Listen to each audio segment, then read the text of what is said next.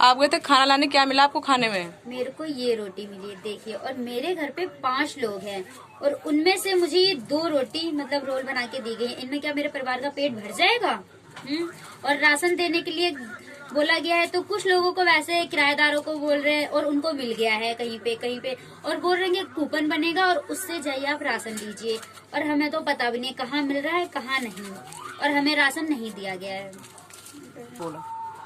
और खाने के नाम पे हमें ये दिया जा रहा है, इसमें क्या हमारे परिवार का पेट भर जाएगा? हमें ये है क्या? अभी अनाज के नाम पे तो सरकार कुछ दे नहीं रही है हमें, और खाना के नाम पे ये 2 रोटी, एक ये रोटी और एक ये, और सब्जी ऐसी मिल रही है। और फैमिली में 5 मेंबर है, कैसे भरेगा इसमें पेट? और खाना के नाम पे देखो ये है क्या? हाँ, इसमें से भी बदबू आ रही है कि पता नहीं कितने दिनों से ये रोटी बंद है इसमें। और अनाज बोल रहे देने के, तो अनाज तो मिल नहीं रहा, और खाना जब जा रहे लाने के लिए तो ये 2 रोटी दी जा रही है। क्या इससे हमारा पेट भर जाएगा?